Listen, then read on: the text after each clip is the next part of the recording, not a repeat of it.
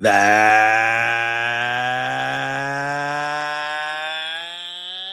right. Bear down, Bears fans. It's time for another edition of the Chicago Bears podcast. Bears Banter, powered by Second City Gridiron. Bill Zimmerman with you, and we are back. It is late March. It is time to do a Bears Banter. Haven't done as many Bears Banters this offseason as I've wanted to. I apologize. Been a couple hiccups with guests, been a couple hiccups with my own schedule as well, but we're in it here. We're going to do a podcast, obviously, for this week. Courtney Cronin, our guest, she's going to be by here in just a little bit, and then we will turn our attention fully to the NFL draft because, of course, it is April and it is draft season as we get into next week. But let's jump into this one. I know I did the podcast previously about the cash versus salary cap situation and where the Chicago Bears stand. Don't want to dive too much into that already. You know, we've talked about that plenty. I'll ask Courtney a little bit about it and see where her stance is on this as well. But to me, the bottom line here is the cash that they need for Darnell Wright and Caleb Williams has impacted how they're spending this offseason. You can't tell me that they went all in on this year. And if you want to sit there and say they shouldn't go all in on this year, I'm not going to get into all that. Go check out the previous Bears Banter where I go into the accounting and how capologists, so to speak, has told me the best way to manage the caps moving forward. The salary cap. There's not multiple salary caps in the NFL. Good job, Bill. But the salary cap moving forward in terms of the best way to manage it. Chicago Bears, in their eyes, not doing it the best way they could. They're doing it a more conservative way, a little more affordable way. And once they pay Caleb Williams, they're not going to be able to do it the affordable way. And that's why I'm guessing they are really hoping that this stadium gets done and finalized and the Bears move in it ASAP, because when that Caleb Williams guaranteed money starts coming in and that those big salaries are starting to get paid, not just for Caleb, but for Darnell Wright and all these guys, the sooner those revenue streams get increased from a new stadium, the better it'll be for George McCaskey and thus for the Chicago Bears, because they're just not going to spend like the Philadelphia Eagles. That's just the way it is. So like I said on the previous podcast, this one, not so much about finances, this one more about the roster construction and where we are at. So I want to start with the offensive side of the ball. I think the defensive side of the ball is going to take a little more time to deconstruct, but let's look at this offensively. And let's start with the skill position players with, the quarterback room. Tyson Bagent does not get traded. Case Keenum returns. It's certainly, and Case Keenum on a 2-year contract. It seems that the Bears are really happy with this quarterback room. I think some people speculated that Keenum on a 2-year deal, maybe it means he'd be QB2 and Bagent would still be traded. I don't see that as anything that's going to happen. I think Tyson Bagent is here, at least for this year. Maybe for next year as well, but at least for this year. And Case Keenum is here for 2 years. I think to me, this is more like, look, it's tough to find the tape at this point, but go look at what Case Keenum looked like before he came to the Bears. The last few, he hasn't played much the last few years, but if you look at it, it's not what Ben Johnson wants. The physical skills have eroded for Case Keenum, but obviously the veteran presence, the brain, the things that he brings into that QB room back for this year and most likely for next year. And that's awesome for Ben Johnson, for Caleb Williams, and even for Tyson Bagent. Love that Keenum is back. I was wondering if he was going to retire and maybe he would come in as the assistant quarterback coach because of how much the Bears like him. So that's a great position there. I look at the running backs. There's not much to discuss here. Travis Homer just signed with a new team. To me, Roschon Johnson is the RB4 here, where he's going to be a special teams guy. He's a solid special teams contributor, but they don't see him in terms of having a role in this offense. I think it's Monangai and it's DeAndre Swift, and we're going to see if the Bears maybe dangle, maybe do another day 3 running back kind of as the RB3 in here, because I still think odds are against DeAndre Swift being here in 2027. Let him play out the contract this year. I don't expect the Bears to extend him, but obviously with how he played last season, he absolutely should have returned. I think DeAndre Swift proved a lot of people wrong myself included. Not that he can't make big plays and he doesn't have the speed and everything. His vision isn't spectacular, but still, to me, where Swift really impressed me, and I said this multiple times, is how hard he ran the football. This guy did not shy away from contact. He ran downhill on multiple occasions. That was not a DeAndre Swift I expected to see this year. That's what I was like, well, if they need that, they're going to have to get that from Kyle Monangai and let Swift dance around outside the tackles. But Swift impressed me a lot. So I was really pleased with how Swift played. I think obviously everyone was. It wasn't just that the stats he put up, but how he got to those numbers. So no surprise that they didn't do much there with Swift and Monangai. I know people were talking about Breece Hall and Kenneth Walker and all these things.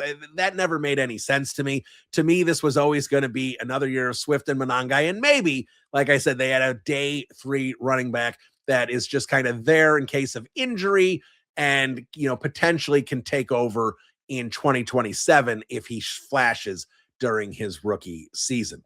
Tight end, we're curious what they do about tight end 3. Durham Smythe is gone. He is signed with a new team.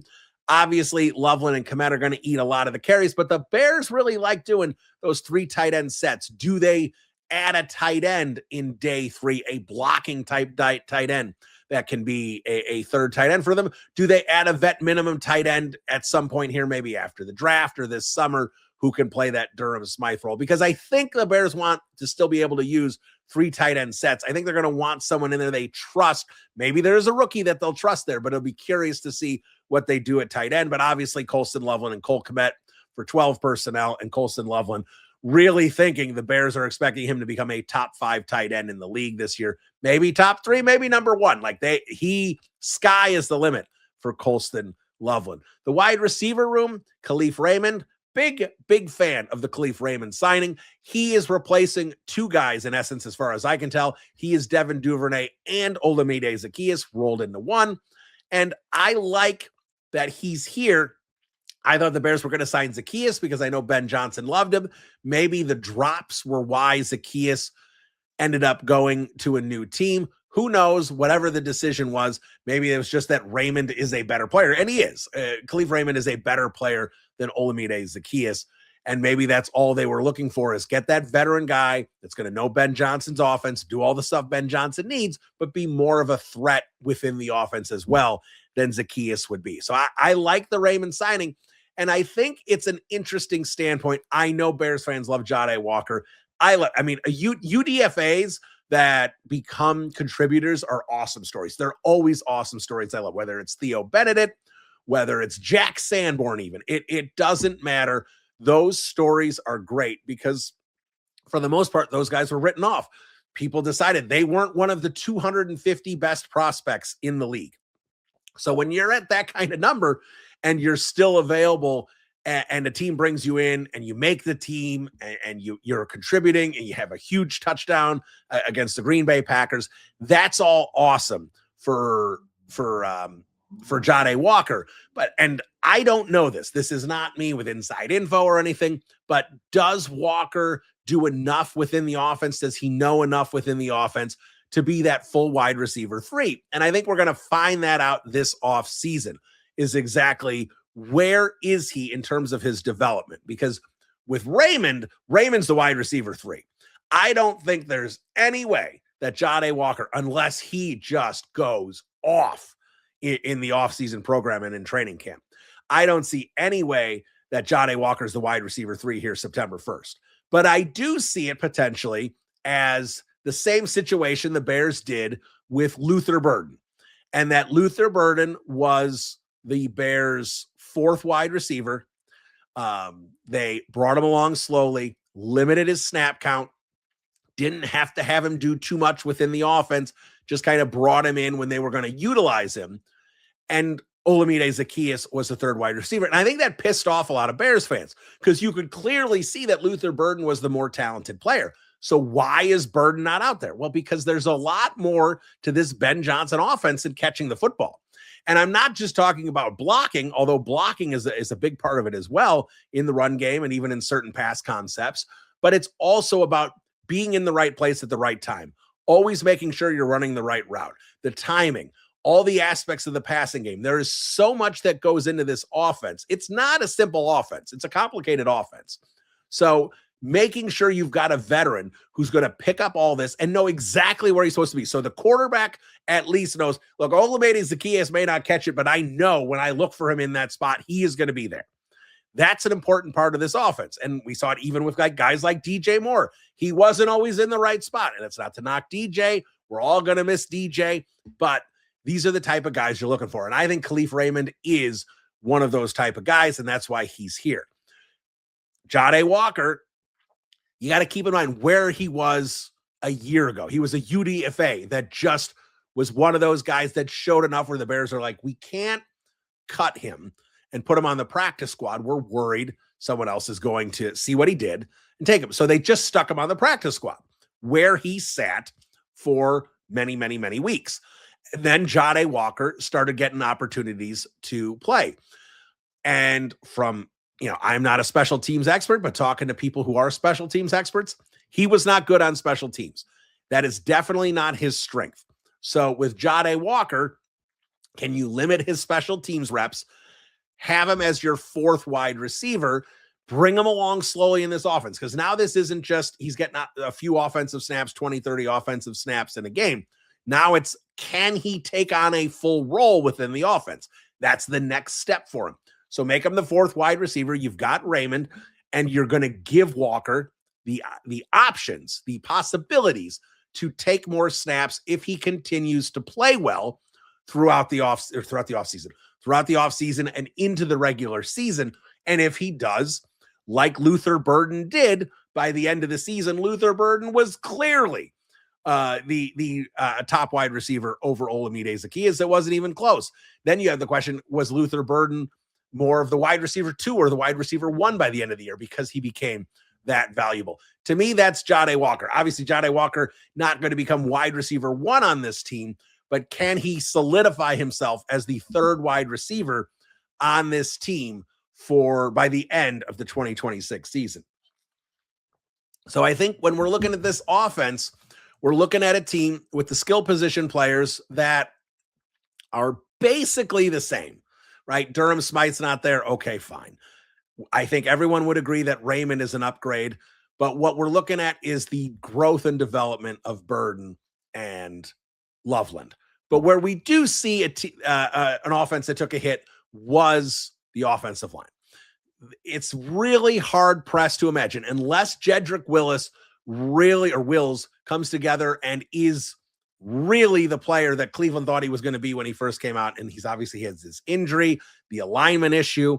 He had to sit out. And while he recovered, we'll see what Wills is as a potential left tackle. That's the hope. If you want to hope that the Chicago Bears offensive line can get back to where it was in December and January as arguably the best offensive line in the league. Maybe it wasn't, but it was consensus top 5.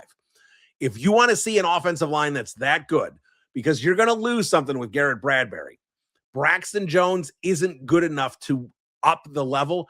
Jedrick Wills, to me, is a guy who could do it if he regains form, if he kind of becomes the player he could have been, should have been. Obviously, injuries had derailed his career.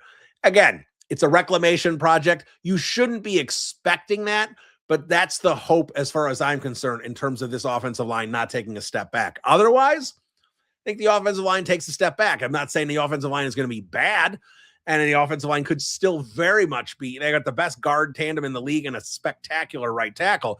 They easily can be a top 10 unit still. I just don't know if they're going to be quite as good as they were last year because Ozzie Trapillo was figuring things out.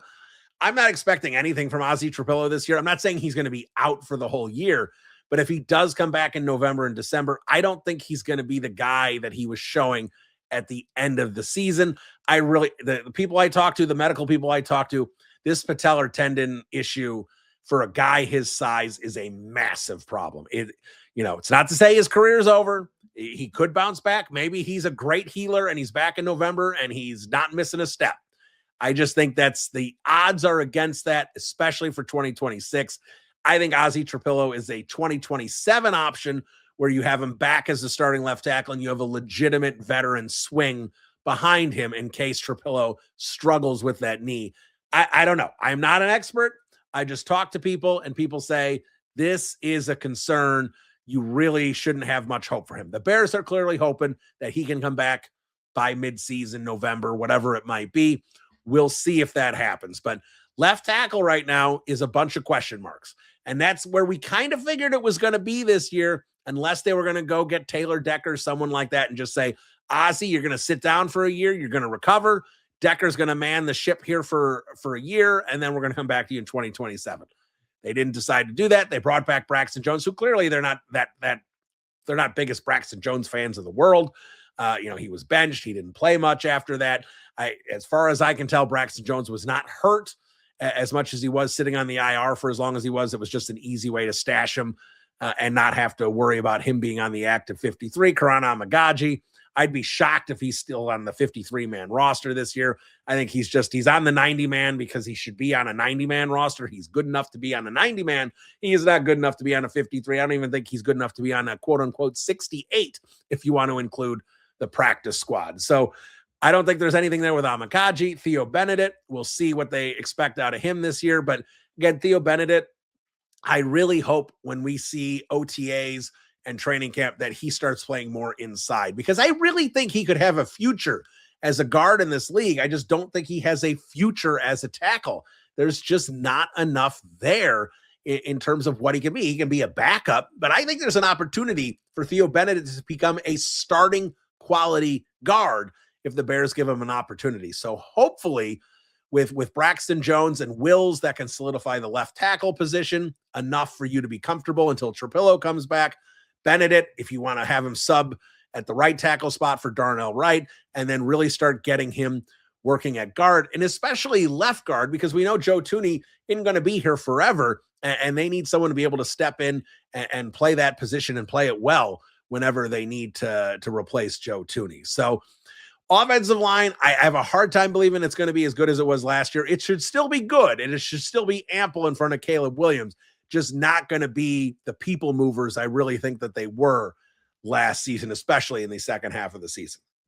Now, the defensive side is a lot more interesting. And again, putting money aside, we're not going to talk about it in terms of the finances, but we are going to talk about is the approach. And I get it. Tremaine Edmunds wasn't worth the money. You could get rid of him for very little dollars, so Tremaine Edmunds is gone. I get it. Kevin Byard is, 33, whatever he is at this point. You want more stability there. Kevin Byard's gone. Jaquan Brisker doesn't, I understand he had games where he played really well. Inconsistent there, doesn't quite have the versatility you want to see in terms of a Dennis Allen defensive back. The history of concussions, there's enough there where you sit there and say, doesn't make a lot of sense to give him a big contract. And the NFL saw it the same way. He did not get a big contract from any NFL teams. So when we look at this and the Neville Gallimore thing, again, a tit for tat kind of a thing where Andrew Billings is older, you get a little younger, you get a better scheme fit, so to speak. But what the Bears did is let Tremaine Edmunds go and replace Tremaine Edmunds. They let Kevin Byard go and replace Kevin Byard. They let Andrew Billings go and replaced Andrew Billings. They didn't actually improve the defense by adding a player where they didn't necessarily need a player and gave it a significant upgrade. All the moves they made are lateral type moves. Like, can anyone sit here and pound the table and say Neville Gallimore is better than Andrew Billings? I don't think so. Can you argue better scheme fit? Absolutely. We're not arguing scheme fits. Devin Bush, Tremaine Edmunds, scheme fits, speed. You can argue it. Kobe Bryant, younger, more versatile, scheme fit. Makes sense. We're not arguing that. But in terms of pure talent, they're all lateral moves. If you want to say one's a 1A and a 1B, or I guess in this case more of it's like a 2A and a 2B, that's fine. I'm not going to sit there and say that a player might be slightly better, slightly younger, slightly faster, slightly better scheme fit, whatever it might be. So in those regards, those positions may be improved upon than where they were in 2025. But you're still at the same situation where if we look at this defense as an entire unit, we start with the defensive line, you have an edge position opposite Sweat, where at this point last year, you were confident Dayo Odeyingbo was going to be your starter.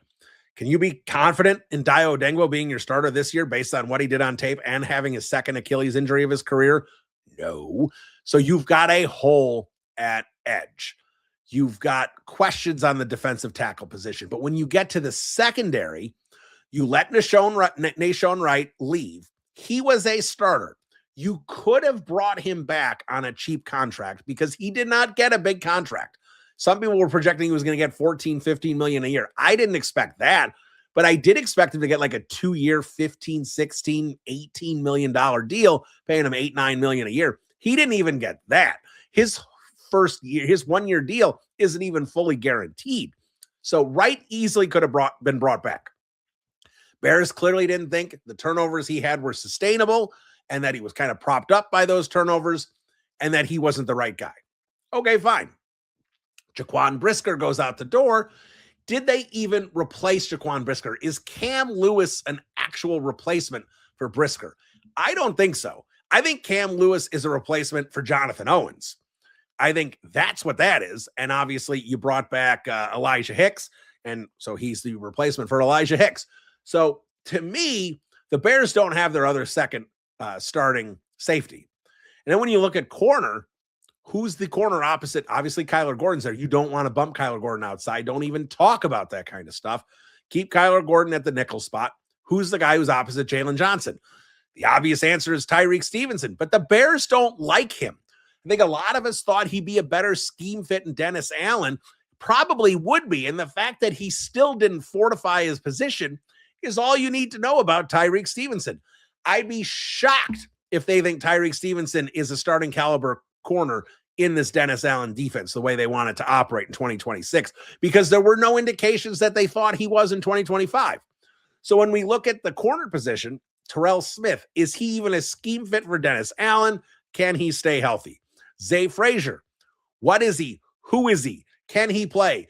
Is he awful or is he a diamond in the rough? We have no idea.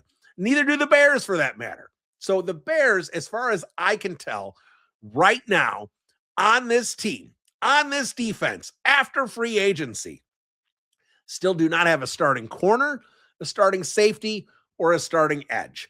And sure, maybe Austin Booker is their starting edge or Odeyingbo is their starting edge. That's bad. That to me is not good. And that's not a knock on Austin Booker. I think Austin Booker should be their third edge this year. I just don't think they should be starting. I don't think Dayo Odeyingbo should barely be in the rotation. He cannot play. He could not play before the injury last year. He was awful. He was a liability. Then he gets hurt. Achilles. Achilles injuries, we know, are brutal. It's his second Achilles. Was it the same Achilles twice? Is it both Achilles? Is either injury, is one better than the other? They both sound terrible. Have the same Achilles torn twice? How does that leg function? Or to have both legs compromised from an Achilles tear? Either way, it sounds bad. How can you count on anything from Dayo Odeyingbo this year? Doesn't make any sense to me. So the Bears have several holes on this defense where they're going to be coming into the 2026 draft with needs for starters right out of the gate. And to me, like a lot of Bears fans think they should draft a defensive tackle, and they do need to draft a defensive tackle. They have problems in the defensive tackle, and this is why how they addressed free agency just makes me scratch my head that they didn't think they needed a significant addition to the defensive line. So they're going to come in with a defensive tackle, room. Is Shamar Turner going to be inside? Is he going to be outside? We'll have to see what they decide to do this year. Obviously, he flipped and flopped last year and obviously had the injury situation. So who is Shamar Turner going to be in terms of position this year? As far as I know, I haven't seen the Bears address that at all yet. And then it's, what do you get with Javon Dexter? What are you getting out of Grady Jarrett, Odeyingbo, Booker? This is to me, you've got Montez Sweat, who is a legitimate plus starter. He's not an all-pro. He's a borderline Pro Bowler, probably on the wrong side of the Pro Bowl level talent for most seasons, but he's a good player. Bordering on very good player. The contract has aged well there. Everything's good with Montez Sweat. Viable starter, plug him in, bam, put him on the depth chart. Montez Sweat, starting edge. Everything's good. Every other spot across the defensive line is in bad shape. as far as I'm concerned. Bad shape. Maybe Grady Jarrett can recover. Maybe he was compromised all season and he's got a little life left in those legs. We'll see. That's the best hope there. Javon Dexter, I think, is who he is. I know it's been an unpopular opinion. I think maybe it's not as unpopular as it used to be. Javon Dexter, to me, is a rotational defensive tackle. I've said it from what I've seen from him. He's a third DT, versatile for a third DT. You could have him back up at the 3 tech and the 1 tech. He can do multiple things, which you like, but he can't do anything spectacularly well. So to me, that's all he is at this point. And to me, that's all Grady Jarrett is at this point, is a rotational edge or a rotational tackle. So you got 2 rotational tackles that need to be starting because you don't have any other defensive tackles. Then you got a rotational 1 tech in Neville Gallimore. I guess Austin Booker's a starter, Dayo Dengbo. Yeah, they're going to bring in some rookies, but again, how much impact are rookies going to have right away in year 1 across the defensive line? Not traditionally something that happens when you're drafting that late in the draft, to find those impact guys that are going to be able to do that right out of the gate. So the Bears have themselves a bit of a situation here where they've stabilized linebacker, where I don't think they need to use a pick on a linebacker. I think a lot of people thought they were going to, but to me, I don't know what we're getting from TJ Edwards this year. Again, same thing. I retweeted some stuff from Mason West a couple weeks ago. I'm sure you could find it on my timeline about how significant that injury is, especially for a player like him of his age, and that he really may not come back from this one. And maybe the Bears understand that as well, where they're sitting there going, if we get something from TJ Edwards, great. But if not, we're going to start DeMarco Jackson. We're going to start Devin Bush. We can have Jack Sanborn be our Sam and our third linebacker that can back up both positions. Ruben Hippolyte, if we can get something out of him, great. Otherwise, special teamer or whatever he's going to be. That, to me, looks like the Bears said, we're not going to draft a linebacker. Maybe they will, 6th-round pick. I'm not saying that won't happen. But we're not going to use legitimate draft capital, a top 100, 110 pick on a linebacker. But they are themselves in a position where, coming out of this draft, they need 2 defensive tackles, a safety, and a corner, and all guys that can contribute in year 1. It's a bad situation to be in. And I understand you want to build through the draft, and you do want to build through the draft. But at the same time, the Bears were in an opportunity to really take a big step forward this year, and they honestly chose not to do it. I think when I look at this team, and I believe I said this last week, I've definitely tweeted it, but to me, I look at this team and go, the Bears are just trying to not bleed any talent from last year, just try and keep the status quo from what the 2025 roster was, with a couple tweaks here, there, as we've discussed. And we are doubling down, tripling down on Caleb Williams, Colston Loveland, and Luther Burden, all taking significant steps forward and all becoming superstars at their position. And I think they will get that from Caleb Williams. I think they will get that from Colston Loveland. Burden's going to be very good this year. Is he going to be a superstar this year? We'll see. He's obviously going to get opportunities without DJ Moore there. It's going to be him and Odunze and Loveland getting the bulk of the targets there.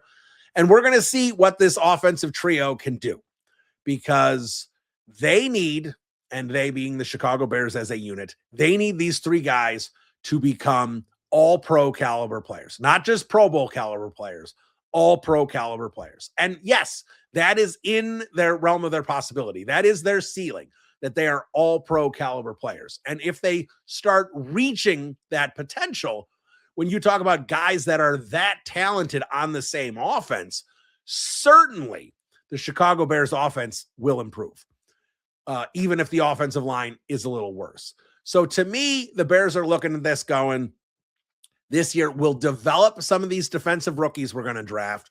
The offense is going to go nuclear and become a top 5 unit in the league, and we're going to win games 38-34. I think that's what the Bears are doing here. Otherwise, it doesn't make any sense to me. I still cannot wrap my head around the idea that clearly the worst unit on this team was the defensive line, and they did nothing to improve it. Zero, zilch, nada. There's no improvement, and there's no guys with significant, Shamar Turner, but he's coming off an injury. Can he improve? Hopefully. Austin Booker going into year 3, can he improve? Hopefully. There's not a lot there. Like, you would expect Grady Jarrett at this point in his career to be getting worse. Even Montez Sweat at this point in his career, the odds would be better that he's going to be worse than better. Maybe the same as he was in 2025, but in terms of finding him being better, the odds are against that.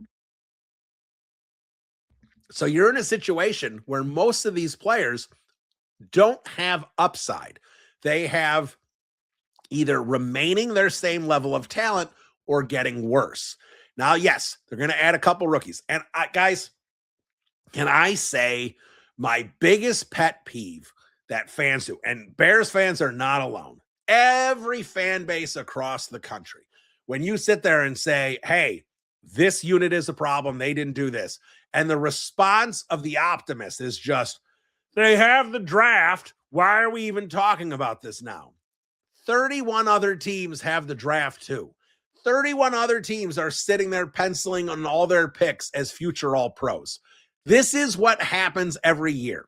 So to sit there and say that the Bears are a win-now team, and yes, they're building for the future because they have a young core, but they are still a win-now team. The Super Bowl window is officially open. The Bears were a play away from playing in the NFC Championship game. And when we sit there and talk about trying to take advantage of a quarterback rookie contract, the one thing I keep hearing is it's overrated. You never see teams win with a rookie quarterback. It rarely ever happens. It happened with Russell Wilson, Patrick Mahomes. It doesn't happen as often as you think. All right, let's just look at last year. The final 4 teams standing were who? The Denver Broncos. Was Bo Nix on a rookie contract? Sure was. The New England Patriots. Was Drake May on a rookie contract? Sure was. Let's move over to the NFC, where you said, no rookie contracts there. Correct. Matthew Stafford. They're obviously spending big on a Hall of Fame caliber quarterback. But who did the Rams lose to? Who was a play away from making the NFC Championship game? Caleb Williams on a rookie contract. Sam Darnold was the other quarterback. Sam Darnold's cap hit last year was $13 million. So the Seattle Seahawks were able to spend in other parts of their roster. Then Sam Darnold's going up 30 to $35 million on the cap hit this year, which still isn't that bad for a quarterback, but suddenly Kobe Bryant's a Bear. See how that works?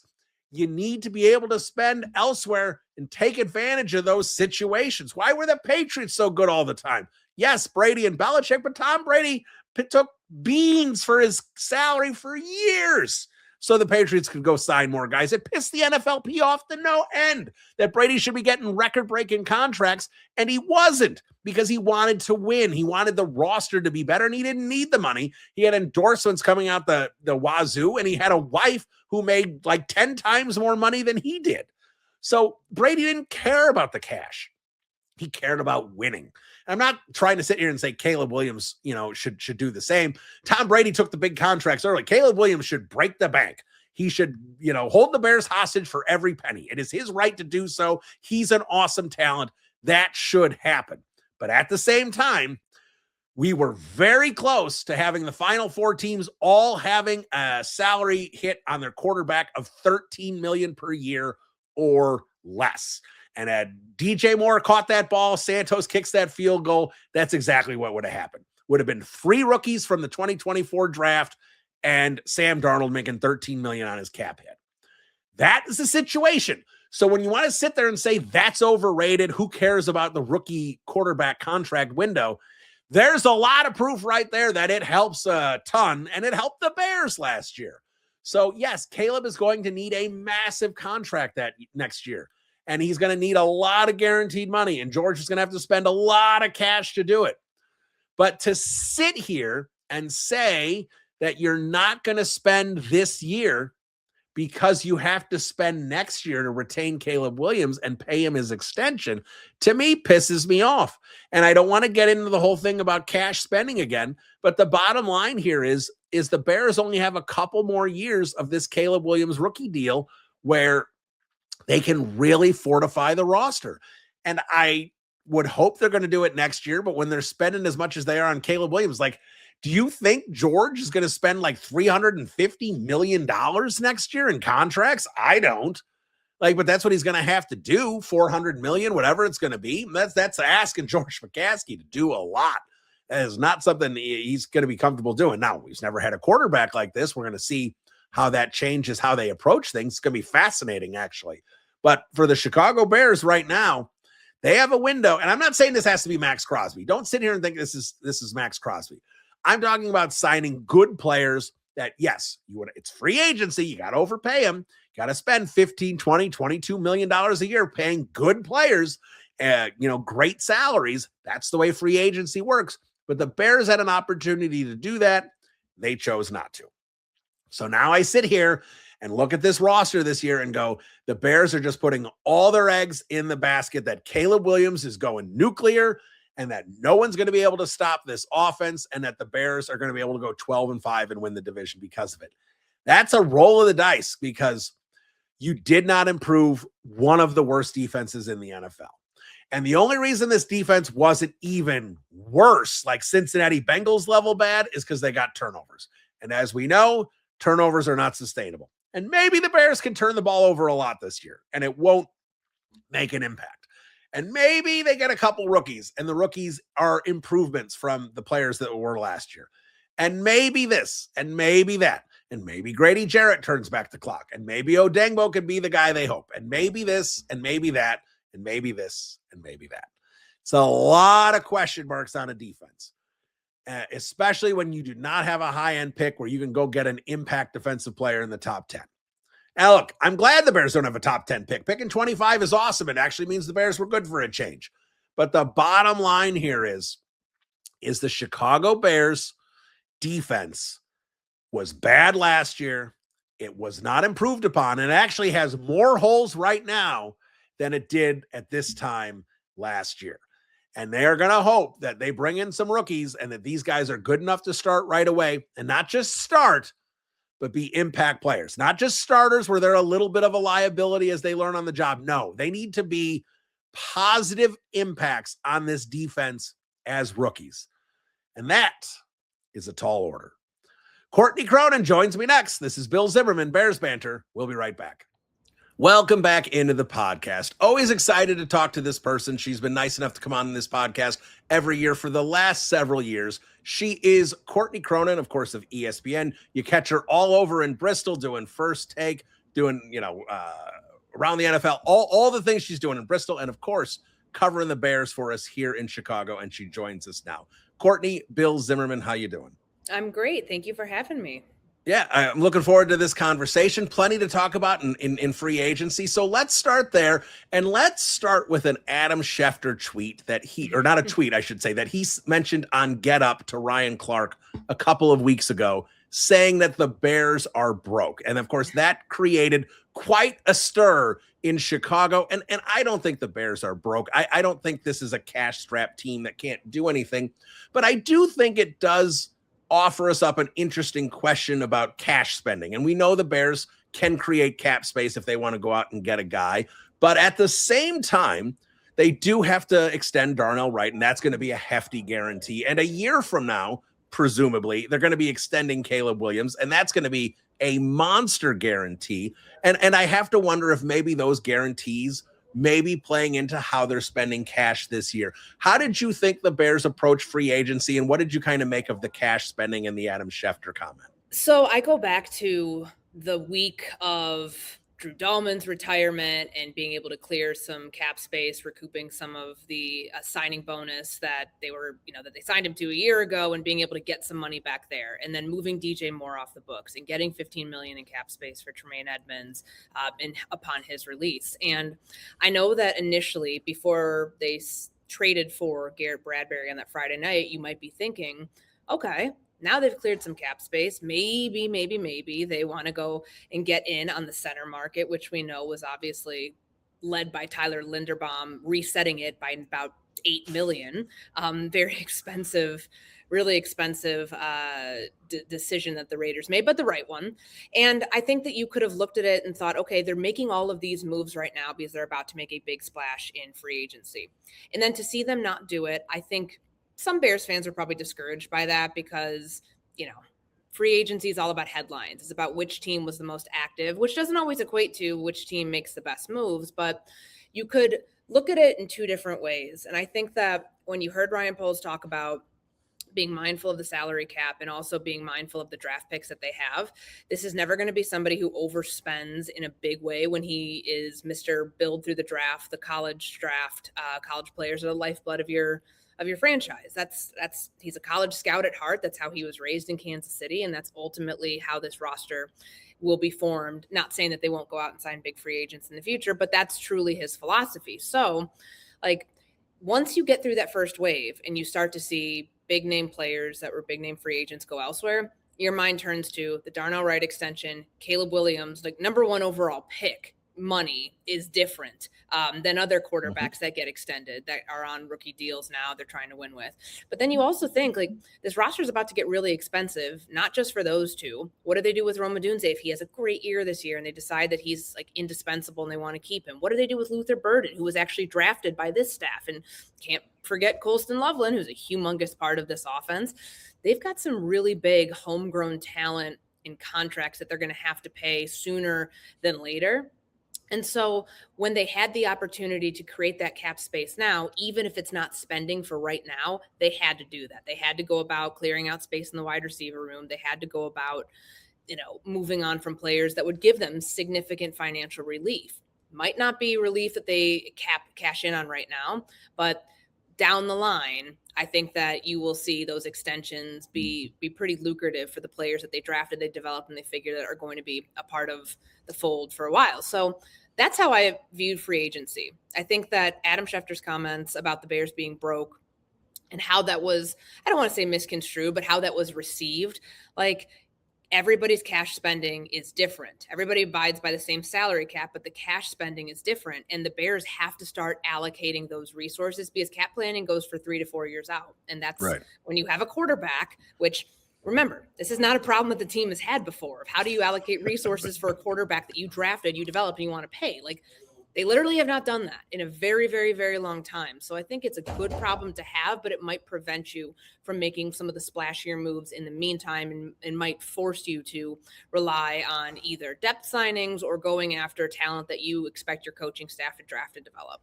Yeah, and I do think that absolutely played into it. And the way I looked at this free agency is, and maybe guys are an improvement, maybe guys are a better scheme fit, but it was basically guys you're letting walk out the door and who you're replacing. And maybe they walked out the door themselves, like Drew Dahlman and obviously the Garrett Bradbury trade, but you let Zacchaeus go, you bring in Raymond, you let Edmonds go, you bring in Bush, Byard go, you bring in Bryant. It was a tit for tat kind of maneuver. And they still do have a couple gaps. I don't know if Tyreek Stevenson's going to be the starter or if they're going to go through the draft. We'll talk about that. Another starting safety position. But I think that's where me and I think some other people put in a little bit of a question as to this approach, because I think everyone believes, that watches football, that the defensive line was the weakest position group on this team. And this is not a disrespect to Neville Gallimore. This is, again, that tit for tat Andrew Billings, Neville Gallimore. Sure. There wasn't an addition there. And I know they spent on Odengbo and I know they spent on Jarrett, but those are two guys you can get off the books for the most part after this season. I felt it was worth them bringing in some sort of veteran, because I know we can say they build through the draft, but where the Bears are picking, the odds that a rookie comes in and makes a major impact in year one, rather than just being a rotational player, is probably pretty low. Yeah, and I mean, at 25, you could have 5 defensive ends, and this is a deep edge class, don't get me wrong, but you could have 5 guys off the board before you draft. And what happens there? What if there are no edge rushers between, let's say, 22 and where you are again in the second round, but obviously where the next run starts? Do you draft a defensive tackle? I know when Caden McDonald from Ohio State was mocked in Mel Kiper's, I think it was his first mock draft that came out right before the combine, that one didn't excite a lot of Bears fans because it's another defensive tackle. Yeah, is he a 3 technique? That position is very important for your pass rush, but he doesn't have the sack numbers. Not that sack numbers tell the full story, but you want, if you need an edge rusher, draft an edge rusher. Like, this is common sense. And so I think that that's the hard thing where they are. It's kind of a no man's land because those are guys who don't necessarily have first round grades, but they're getting drafted in the first round. There's usually 15, 16 players at most with first round grades. This draft probably is no different. And I think that this is a situation where you're going to look at, what they can do at 25. Is it best suited to get a defensive lineman there? Well, you didn't really do enough to prove that you have that player on your roster. I know what they've said about Dio Dangbo, and they think that, the injury, once he's healthy, he'll be good to go. But even last year, let's not play revisionist history here. They were saying he was better he was better as a run defender. You didn't pay all that money for a run defender. I'm sorry. You paid that money to go get a premier edge rusher to play opposite Montez Sweat. And at the time of his injury, we were talking about he's better suited on the inside on third downs. What are we talking about? You can't keep trying to make this thing look good when it really didn't at all. And I know injuries are not something you can, project, but it looks like a miss right now. So until proven otherwise, that is a big hole that they have to address. So I'm with you, Bill. I think that there should have been someone on the edge that they brought in. You don't necessarily have to go swing big for Max Crosby. And Ryan Poles did tell us they were involved to what level. They were never giving up 2 first-round draft picks. That's not who they are. But I think that is something where there could have been some signing that gives you a proven presence on the edge that they just are going to take a gamble on now that player in the draft is going to be there for them and be able to produce right away. Yeah, because maybe they decide they want to bring in someone like Cam Jordan, who's still available, obviously knows Dennis Allen, but the pickings are slim out there if they're not going to make a big swing for Max Crosby. So I agree. It makes things a little interesting. So I want to talk to you about some of these guys they brought in and how you think they're going to fit into this defense and offense. But let's start with the linebacker group, because I think this was an interesting way they approached this. They bring back DeMarco Jackson, 100% the right move there. He played great. TJ Edwards, this is when is he going to be able to play? Mm-hmm. This is a significant injury for a guy who's, on the wrong side of 30 at this point in terms of NFL terms. So when we look at this, I think Devin Bush, the Bears, we talk about how much they want speed in Dennis Allen's defense, and speed is Devin Bush. And, of course, Jack Sanborn, I don't know exactly if they plan on making him a Sam or the fourth linebacker or if he's just going to play special teams. But, of course, Bears fans elated that Jack Sanborn has returned. Yeah, and, it's interesting how they approach free agency on the defensive side of the ball, because it was the linebacker spot, starters and depth, and then truly shoring up the interior of the defensive line while not addressing the edge position. And for whatever reason, they feel that I think all of this points to what the injuries are what they're telling us. Their moves are pointing to the injuries right now that they're dealing with. TJ Edwards, I know Ryan Poles said he expects him back this offseason, that he'll be a part of the offseason program. It's not one that I think they expect to keep him out all year by any means, but how soon is he ready to go? Is DeMarco Jackson, the amount you paid this guy that you felt so strongly about, claiming him off waivers, putting him in a role where he could get back with Dennis Allen? He's, started a bunch of games in place of TJ Edwards and in mostly Tremaine Edmonds when the groin injury happened. But is he ready to be your starting weak side linebacker? What about Devin Bush? Is that his role? Is he a middle linebacker? Because remember last year they moved Tremaine Edmonds around. So right.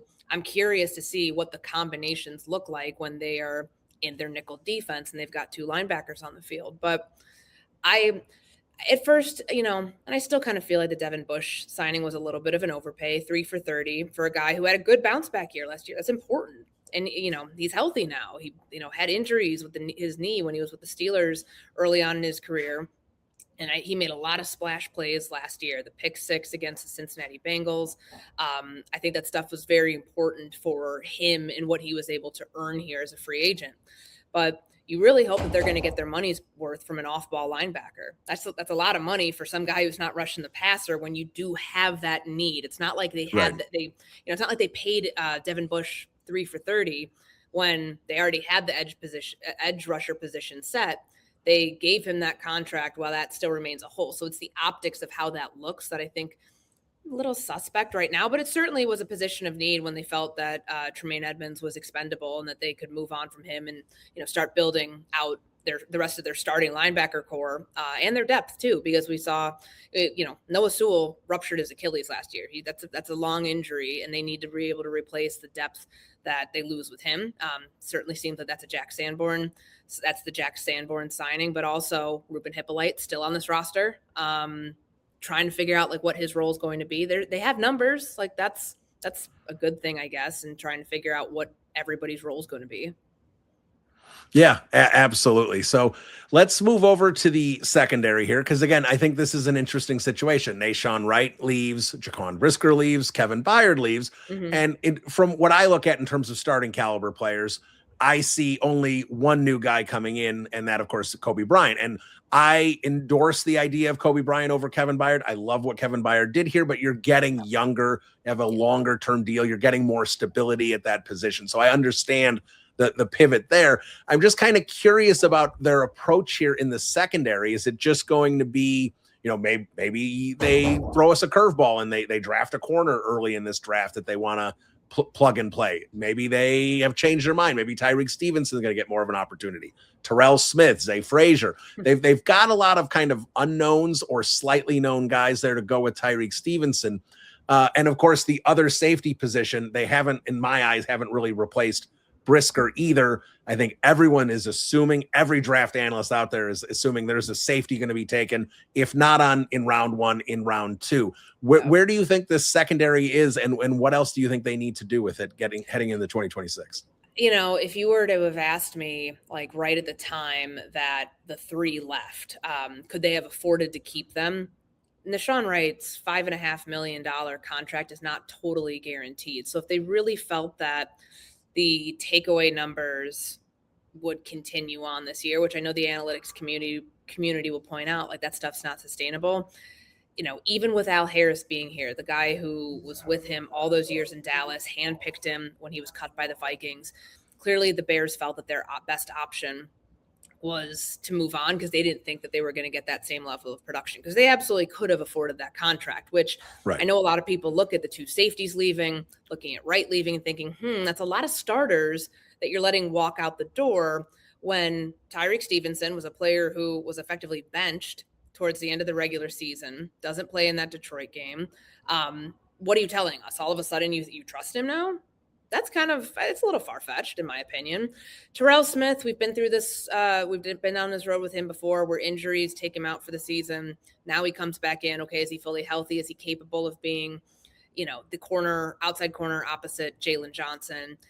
What about Zay Frazier? Gigantic unknown, because he wasn't around because of the personal issue he was dealing with. So, let's not forget too, he was a late day three draft pick. So it's not, and an older rookie. Yeah. Yep. Because he came in, he transferred. And then, obviously his last year in college, he, I think it was at UTSA, he turns himself into an NFL prospect, but there's still all these questions because we literally never saw him outside of one day of rookie minicamp last year. So if you're hedging your bet that that's the group that they're rolling with, I think you're mistaken on that. I do think that with 4 draft picks, I believe top 89 of the draft order, because they have that second round pick from Buffalo in the DJ Moore trade, prime spot to land a safety and prime spot to land another corner. I think they exit day 2 of the draft. I think if you project it out right now, day 1 seems like that's an edge rusher.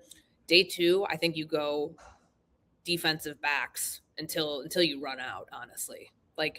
A center can probably be addressed in the 3rd round at some point, but to me, this is kind of how Ryan Poles did that first draft, going to get Jaquan Brisker and Kyler Gordon. I think that we see back-to-back DBs in the 2nd round.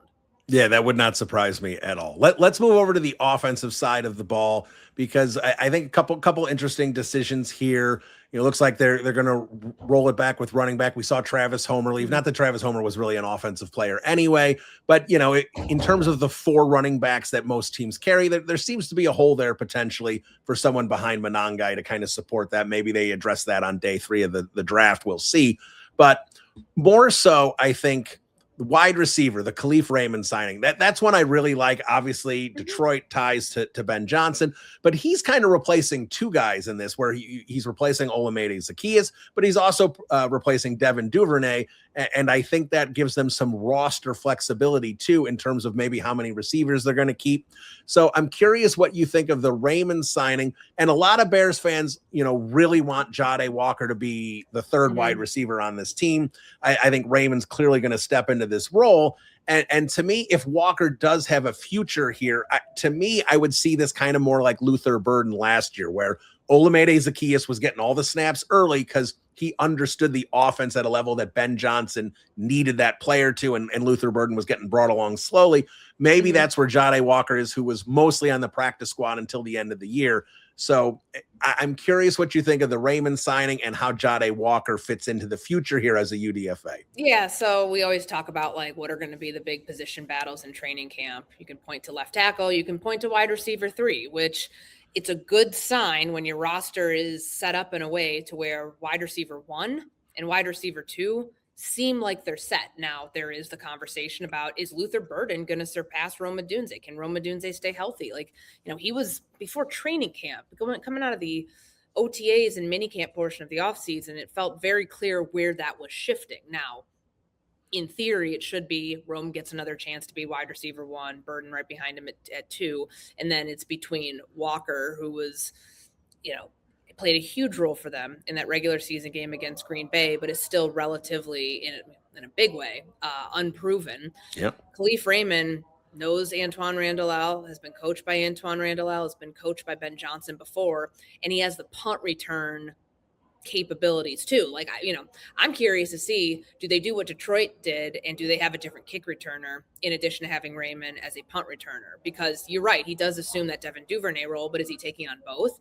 Right. Whoever can take on both, would be your surefire bet, making your way onto the roster, taking one of those receiver spots, but also probably in wide receiver 3. But we also know that they didn't really use Devin Duvernay in that role. They kind of kept him as the fifth guy on the fifth receiver up, and had him special teams only, outside of a couple targets here and there as a gadget play guy. So do they feel that Jahdae Walker is capable of filling bigger shoes? I think that all signs have pointed towards that. Otherwise, you wouldn't have trusted him late in the season to make a pretty significant role for you, and be a big part of the reason of why you came back and beat Green Bay in that game right before Christmas. But I think the Khalif Raymond signing signifies, you need a veteran in that role, but do you need him to constantly be your wide receiver 3 when you also have the special teams capabilities? I think you can almost have him as a hybrid of both, and see if Jahdae Walker can grab onto wide receiver 3, because let's also be honest about this. They had a lot of drops last year. A lot of times we heard about guys not being on the same page with Caleb Williams and vice versa. So can Jahdae clean up the drops? And he's not alone in it. Colston Loveland had drops at the end of the year. Luther Burden had drops throughout his rookie season. We know that Rome Odunze had it too. So Walker's got to play pretty darn good football in training camp to be able to solidify that role, in my opinion. Yeah, I completely agree there. Let's talk offensive line, and then a couple big picture things. Offensive line, I look at this, and I think I thought Drew Dahlman was, I'll be honest, was a bit of an overpay. I think I was probably proven wrong on that. And obviously he was a great part of that offensive line. Garrett Bradbury, to me, is not Drew Dahlman. He's a veteran. He's going to pick up the offense quickly. He knows this kind of scheme. There's no issues there. He's not going to move people like Drew Dahlman could move people. I think he's probably going to give up a little more interior pressure than Drew Dahlman did, but he's also getting supported by Joe Tooney and Jonah Jackson on both sides. It's a great position to put a center in. And of course, the left tackle position, where they just kind of picked at it with Braxton Jones. I don't know if anyone, what is Braxton Jones this year? We don't know. He was hurt a lot last year. He wasn't good early on. So there's questions for an offensive line that was arguably as good as any line in the league by the end of the year last year. You're leaving yourself with no Ozzie Trapillo, and that, of course, when is he coming back? We have no idea. That's a significant injury for a big guy like him. And is the center position going to be as, fortified as it was last year? Certainly some question marks on a unit that was probably the biggest strength of the team. Oh, without question, the best offensive line they've had in years. And you can go off pretty much any metric, pass block win rate, run block win rate. They were a top 5 unit across the board. And Drew Dalman was a big part of that. Do I think that you downgrade a little bit with Garrett Bradbury? I do. And I think he is smaller. You think about some of the best years that he had when it was going from, the Mike Zimmer led Vikings to the Kevin O'Connell Vikings. And when they're in shotgun, when Kirk Cousins was there, how much more success he had because he's an outside zone guy, sure, but he's still a smaller center. The arm, the length of his arms. I remember when I covered him, when he was coming out and he was the 18th overall pick, that was a big concern. Do I think he's too undersized to play the position effectively? No, he was just on a Super Bowl team. He's a veteran. They had 2 rookies on that offensive line in New England. And he was a big solidifying piece there that I think really helped Drake May take the next step in year 2. So that's a great sign for someone like Caleb Williams that you have a veteran coming in who, like Drew Dalman has said, I don't want to information overload the quarterback. I don't want to put too much on his plate. I want to help take things off his plate. So from a protection standpoint, he's a very smart player. He's also has a connection with Joe Thuney, having played at NC State with him. I think that's a really good thing, but it doesn't mean it's a long-term thing. So that's why when I brought up early, we were talking just shooting just some arrows at what they might do in the draft. I think the strength of this class obviously is the edge class. And then you can obviously look at receivers every year. There are new receivers that are coming out later rounds that can be instant impact guys. This center class is pretty deep too. So I think they can draft the center of the future, have him learn for a year under Garrett Bradbury, because Bradbury only has 1 year remaining on the contract, and the Bears owe him just under $5 million. There's a chance that, if he does great, they keep him in the fold, but you can also still address the center position, not having it just be Luke Newman as your backup, and move on potentially a year from now with somebody who's been in the fold, who has learned under a veteran for years. So I think they're in a good spot with that position. Left tackle is a question mark. I don't think that anybody can look at them re-signing Braxton Jones on a 1-year deal, a player who was benched before halftime in week 4 and only got a handful of snaps after that, and think Braxton Jones, mind you, a healthy Braxton Jones. He wasn't healthy during the offseason last year, so he's constantly playing catch up at the left tackle spot, but a healthy Braxton Jones and a reclamation project in Jedrick Wills Jr., is that supposed to excite people? It's okay, that's gonna solidify it for now. That's the stopgap option. They're holding out hope here with Ozzie Trapillo that at some point he comes back this season. But as you mentioned, that's a pretty significant injury, the patellar tendon injury that rupture that he suffered in the wild card game. So it might be a massive human being. Yeah, he's 6'7". It's gonna be a while before we see him. You don't want all of the good that they've done to that offensive line to be undone by a position that becomes a revolving door, which the left tackle spot kind of was that early on last year until they finally made the switch, and then they switched again. I wouldn't rule out Theo Benedette in that competition too. I don't think that just the fact that he didn't start in the playoff game against the Rams is indicative of anything, but now that you're going to have a full off season to better evaluate that position, how can you make it so it doesn't undo all the other good that you have at the other 4? That's the biggest concern on offense, top to bottom. 100%. All right, couple more before I let you go. One is kind of just examining this roster in full now, because like we said, a lot of tit for tat on some of these free agent signings, not any where you sit there and go, oh, that's a big improvement there. I think the argument could be made that there's going to be less talent, by position on the 2026 roster than the 2025 roster. Mm-hmm. There's not a lot of guys on the team, especially defensively, where you sit there and, sure, like a Shamar Turner could step up and become a much bigger guy. But there's not a lot of those young rookies that could improve, except for 3 big names on offense, that, of course, being Caleb Williams, getting his 2nd year in Ben Johnson's system. And you mentioned him before, Luther Burden and Colston Loveland. To me, this kind of feels like the Bears are running this back mostly with the same roster as last year and hoping that this offense with Caleb Williams really coming into his own can come up on another level, because those 3 guys improve and become true legitimate stars and bring this offense to a new level. That's to me kind of feels like that's what they're shooting for in 2026. Yeah, it feels like that's what they're hedging everything on, that they feel they have identified the quarterback and two mainstays on offense, where Colston Loveland, was not hard to see that he became a very comfortable target of Caleb Williams last year, especially in playoff games. And then Burden's emergence, this staff drafted him 39th overall when they could have gone running back. Even though the ones that they wanted were off the board, they still saw a player there. They're like, we have to have him. That guy is a first round grade on him for us. That's important to have in the fold, because those are three centerpieces that you build everything around on offense. When you think long-term planning, the guys are right there. So yeah, I agree. I don't think that it will look all that different, because they have something. They've discovered something in the players that they saw emerge, as budding superstars last year. I mean, it's Colston Loveland in that tight end position, and the value that you get from drafting a tight end in the first round. I mean, we saw Kyle Pitts finally put it on, or put it together during that, what happened this past year in Atlanta. He's about to get a pretty significant deal, I would imagine, this offseason after they tag him. Tyler Warren and what he did for the Colts last year mirrors what Colston Loveland did for the Bears. That is a critical position that I think is only becoming more important to offenses like Ben Johnson's. So why would you? Why would you do anything other than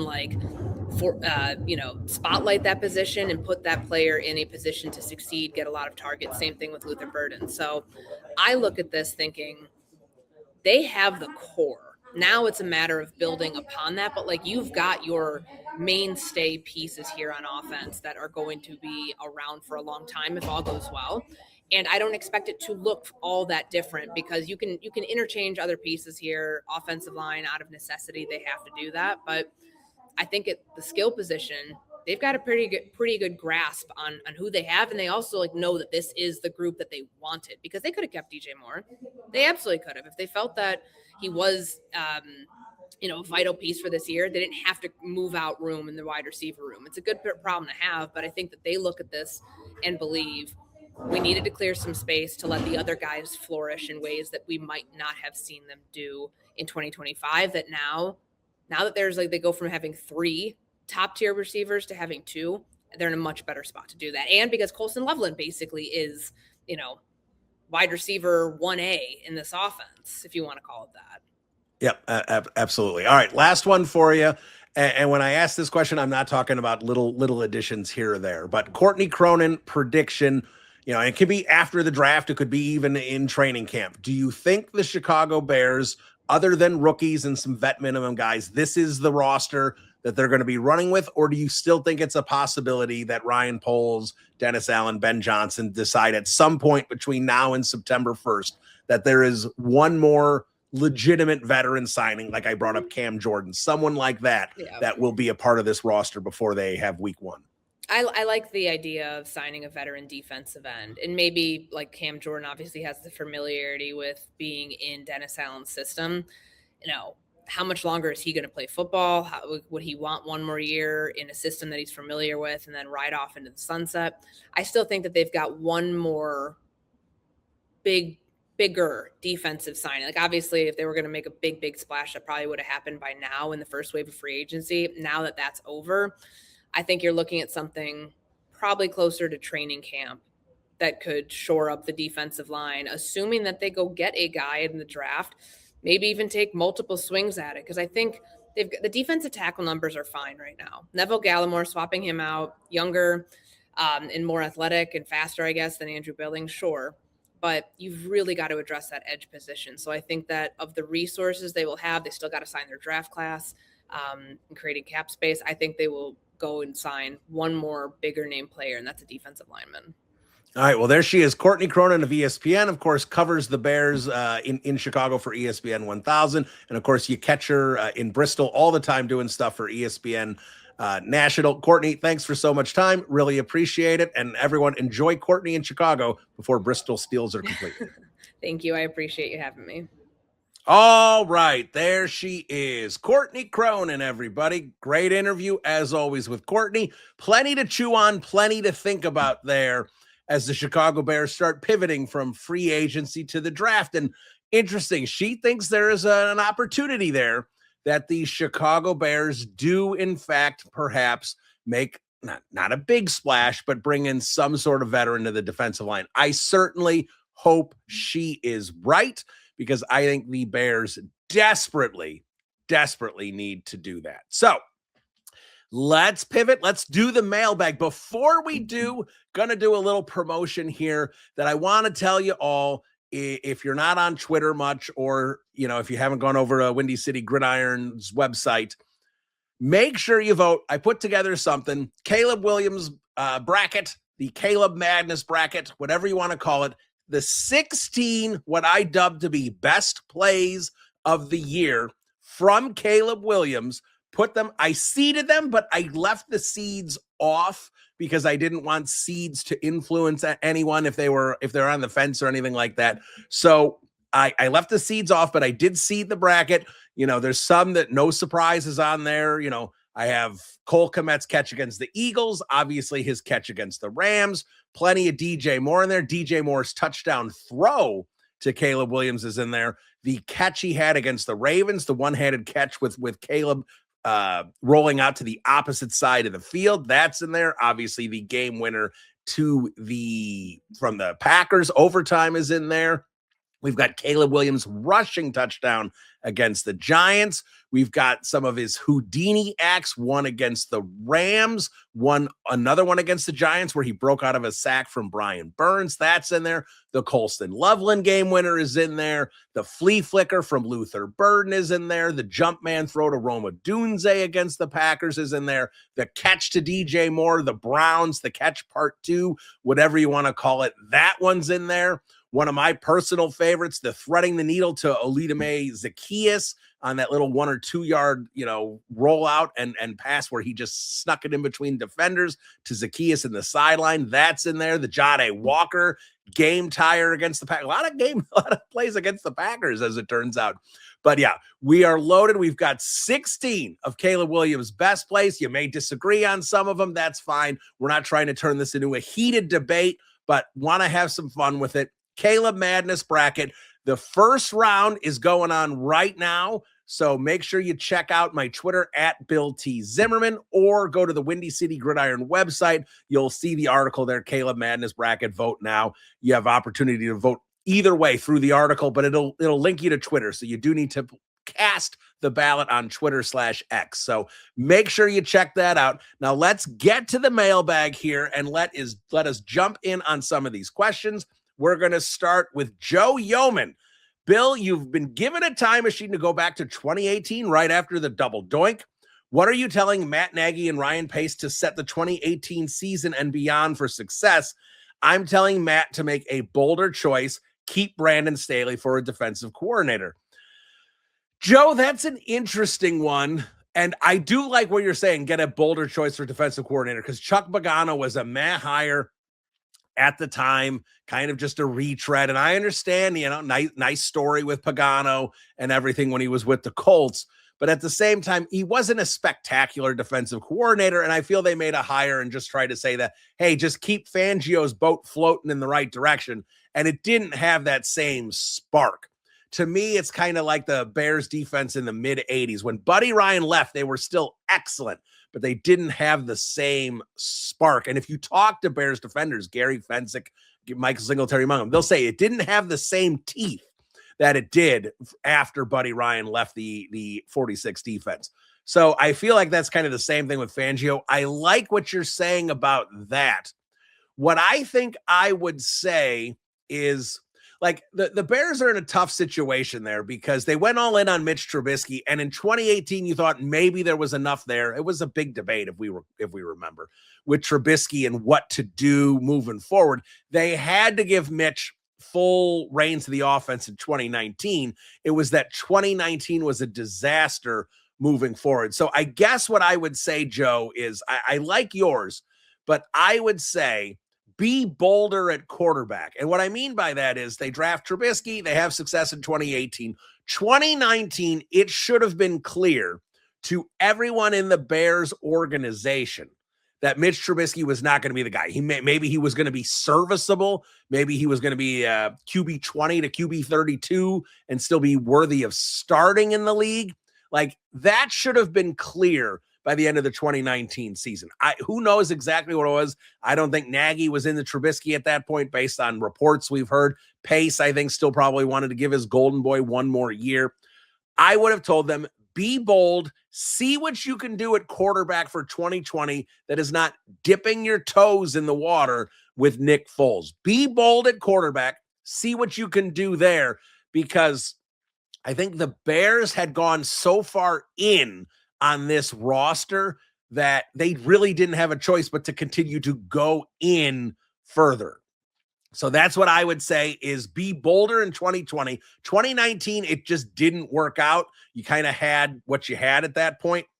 I like the defensive coordinator idea, but to me at 2019, when you've already gone all in on this roster with Khalil Mack and the contracts you've handed out, go all in on 2020 and say, Mitch Trubisky is not going to lead us to a Super Bowl. We've got a year or two left on this thing. Let's go all in on the quarterback. Maybe we can land Derek Carr. Maybe we could do something differently here and change the trajectory. You know, there was the Tom Brady rumors too at that point. So like, what could you have done differently to have a different quarterback in here that could have changed the way the Bears played in 2020 and 2021?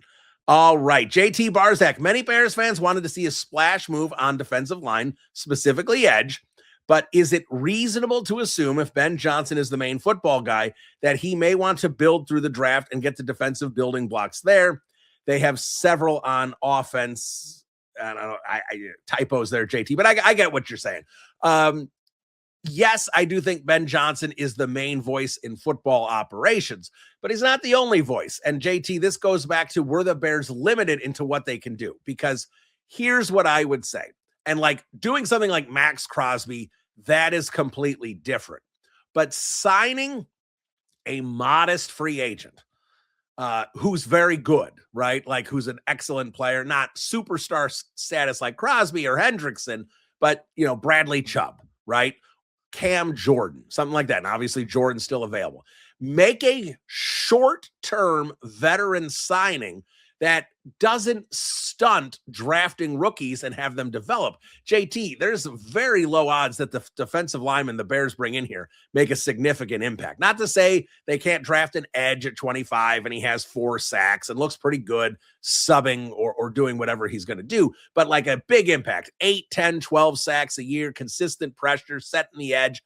Odds are they're not going to get a rookie impacted player. Now they can develop and get good by year 2, especially by year 3. That's certainly a hope, but there's no issue as far as I'm concerned of going out and getting a short-term veteran and drafting and hitting it both ways. So you're getting immediate help to improve the worst unit on the team, and you're drafting rookies to help develop, you know, and so these short-term veterans can exit and the rookies can step in and play. That's the way I wanted to see him do it. I wanted to see him, if it meant, you know, Grady Jarrett becomes a backup kind of thing, Dayo Odangbo barely plays, even though these guys are getting big bucks. That's fine with me if you can overload and overspend on defensive line short-term, because if you've got short-term, like if you signed Cam Jordan to a 1-year deal, after this year, like Jordan, Jarrett, Odangbo are all off the books. So there's opportunities to do short-term, you know, veterans and still draft rookies. I wanted to see them hit defensive line multiple ways, through free agency / trading and through the draft. And it looks like, JT, they are going to just do it through the draft. And that's unfortunate as far as I'm concerned. All right. How about Polder-1? What I want to ask is, does it make sense if we wait out the Raiders till the draft, if anything was going to happen with Max Crosby, or is it basically that everyone is motivated now or never and waiting other teams out is unrealistic and that the draft is everyone's focus? So basically, Paul, you're asking about, Max Crosby and it, you know, a way to approach this. So the way I would look at this is, I don't think there's any point for the Raiders to trade Max Crosby anytime soon, unless they are hell-bent on getting a 2026 first-round pick. And I don't think they need to be hell-bent on a 2026 first-round pick. Like, and we're going to get more into the draft. I haven't done a ton of work on the draft prospects yet, just starting to do that now. But when I look at this, the Bears pick, like, I think it may kind of suck. I may think that the first round talent, caliber players are going to kind of cut off. And then there's going to be a big pile of second round talent that's going to go between like 22 and 60. So the Bears are going to have, they're going to miss out on that. They're going to be on the other side of that cliff, that drop off of first round talent, at least the way I've been reading it so far. And like I said, I haven't done a ton of work. So take that with a grain of salt for now. We'll see what happens here over the course of the next month. So if I'm the Raiders, and let's say the Bears are interested, because a lot of these other teams have pivoted, right? Obviously the Ravens, that fell apart. They signed Trey Hendrickson.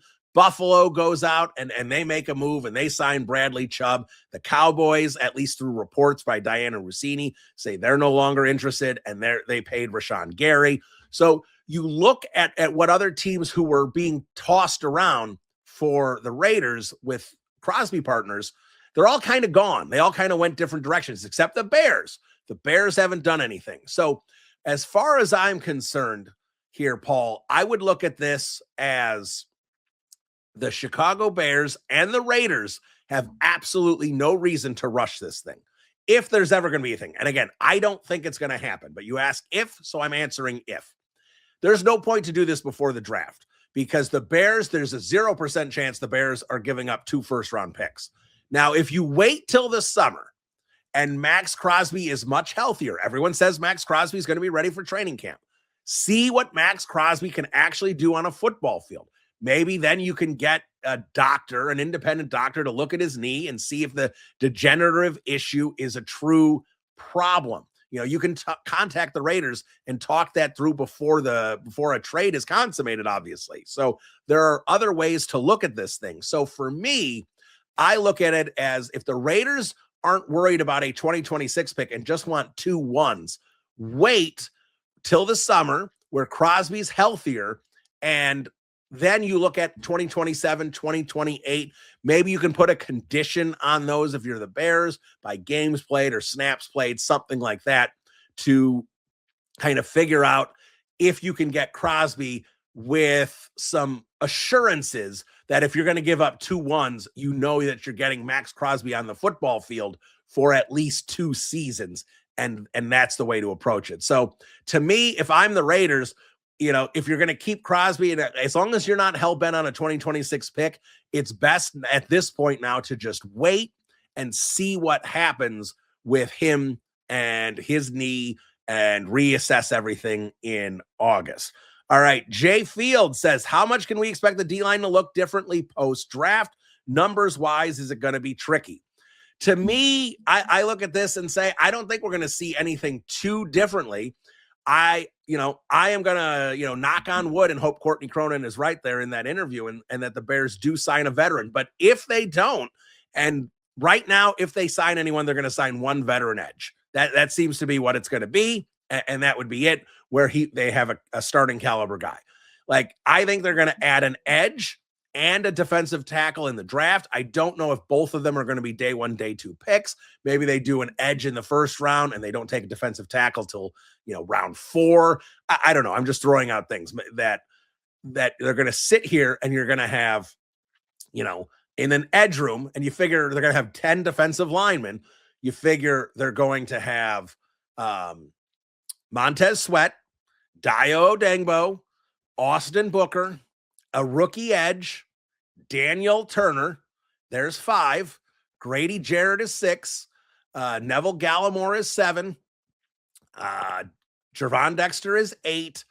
Add another rookie into the mix there, and Shamar Turner. So I think that's basically what we're looking at here, is like those 10 guys, couple rookies in the mix, and that is probably going to be it.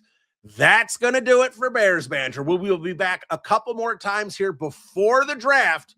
I will talk to you all later. Bear down, everybody. Adios.